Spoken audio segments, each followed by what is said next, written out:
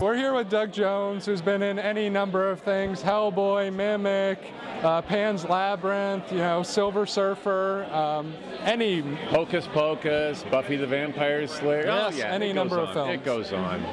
And yeah, so I was just wondering, you've had a long relationship with Guillermo del Toro, and that started back on Mimic. What was it like working on the film, getting first to know each other? Oh, that was one of those days that I never expected to happen. On Mimic, they filmed the movie in Canada, and they were doing reshoots in LA. And the actor, the tall, skinny actor who played in the bug suit up in Canada, couldn't work in America. So who do we know that can fit this suit? Hey, Doug Jones! So that's what happened. Future Effects makeup people called me. So I came in for like 3 days of reshoots for them. And I had no idea what I was walking into, just like, oh, a cockroach suit or whatever. Yeah, it's fine. Let's do it. Yeah. And there was this roly-poly, jolly Mexican director this was his first American big-budget film that he was working on. And I didn't know much more than that about him at all. And so the second day of work, he sits across the lunch table from me with his chin in his hands like this, and he says, "So tell me everything you've been in." And so I started listing off the monsters. He wanted to know about the monsters I'd played. He's like, I like it. What kind of makeup was that? Yeah, oh, that's great. Who did the makeup on that? So I'd tell him all the makeup artists I'd worked with, like everything from Stan Winston, Rick Baker, Tony Gardner, Mike Elizalde, anybody big, Rob Hall. I mean, the guy, I worked with all of them. And he's like, oh, I love his work. What's he like as a person? So this conversation goes back and forth. And before long, I realized that he wasn't the director of the film, really. He was a fanboy that snuck in onto the set. That's what it was. That's what it was. You know what I'm saying? But that's what makes Guillermo del Toro so much more than just a director. He is a storyteller. He's a little boy who's got a fan fascination with monsters and creepy things, and he wants to make things that will excite that part of him. So that's why he's so good at what he does. I mean, obviously, you played a big role in the Hellboy movies. First, you were Abe Sapien as just the character, but not the voice. And then ultimately, in the second one, you moved on to be both the voice and the character. What was that like, sort of having the voice dubbed over in the first one and making transition? Do you care about that kind of stuff? Oh, yeah, I care. Oh, I really care, yeah. I mean, but does the actual, I don't know, I'm trying to figure out how to phrase this. As an actor, do you prefer one way or the other? Do you? Oh yeah. Oh yeah. No, I mean, on the first Hellboy, I gave the entire performance on film, voice, as any actor would do, and that was a part of my issue. Was like, why am I the only one in the cast who has this voice issue right now? Why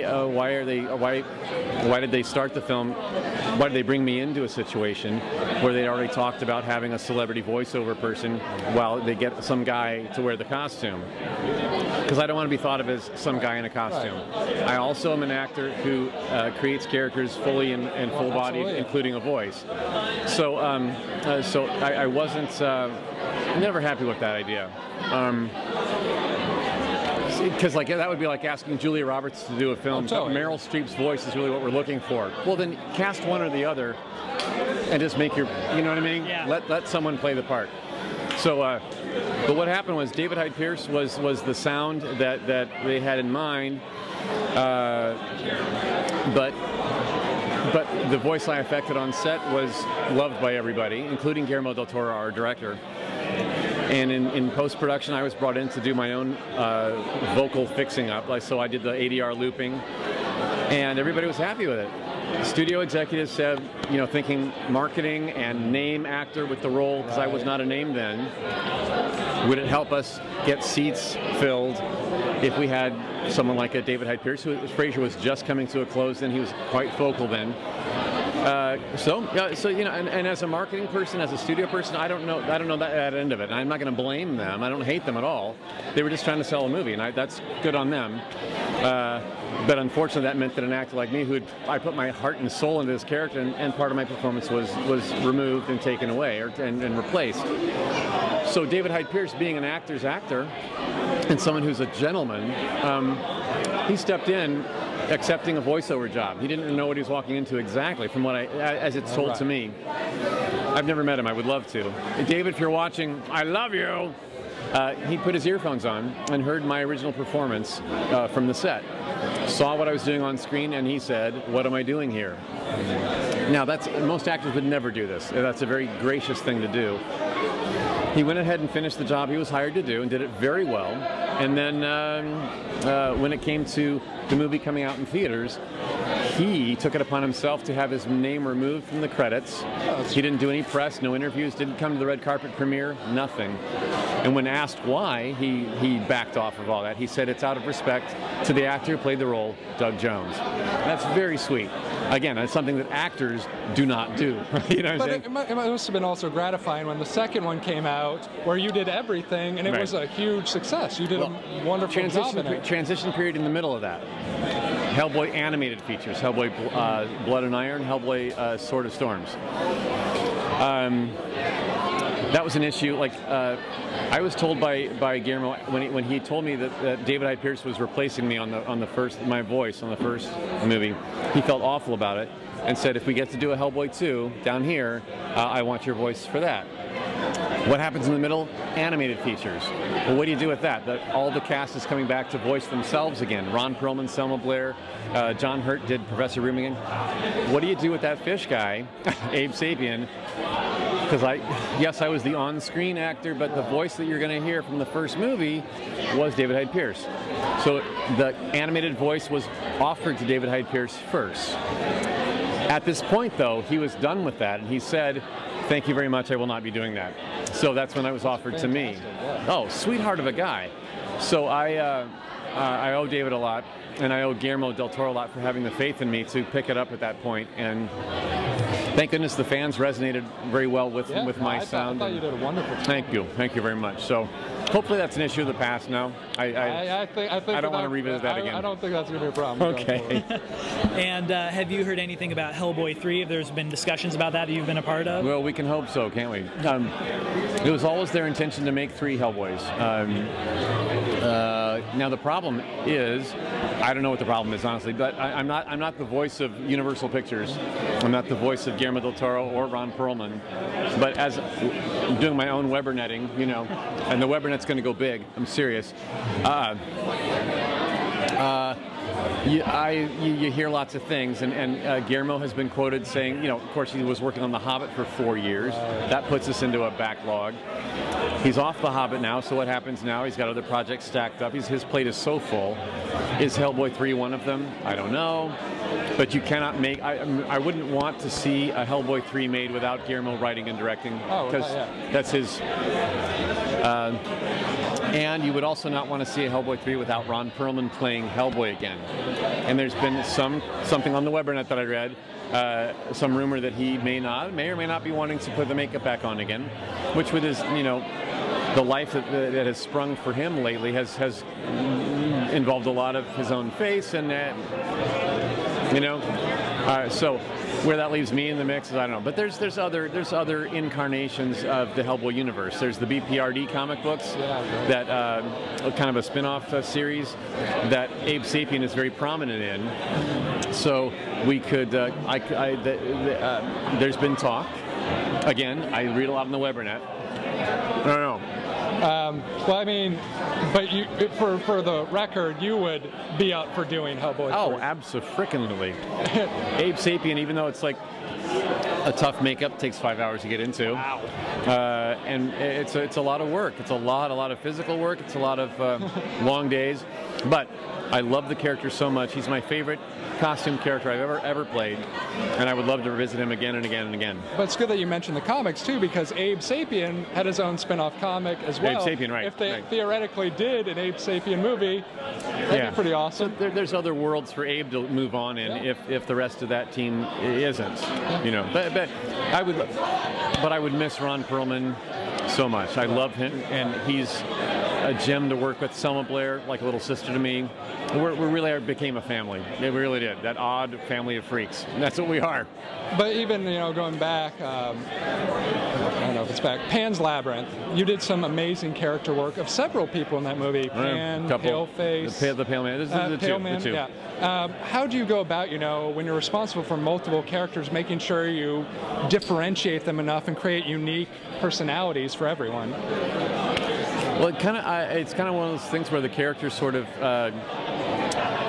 from the script, from the story, from talking with the director's vision, you can figure out, let this character in and let him play himself through you. And then I don't really pre-plan a whole lot of like, this character's going to have big elbows.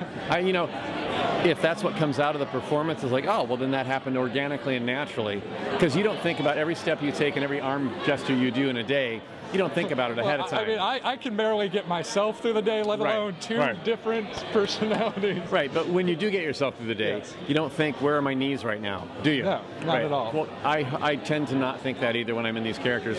I've done a lot of pre-production work where, with the costume fittings, and the costume and the makeup will dictate a lot of what you can and can't do anyway. But whatever the ecosystem of that character is, will develop organically. And so the Fawn and the Pale Man were very different in their heart and soul, what they wanted, what they were after. So the movement that would come out of that was very different. And you mentioned The Hobbit briefly. Were you in talks with Guillermo at all when that was in pre-production, when he was still attached to it?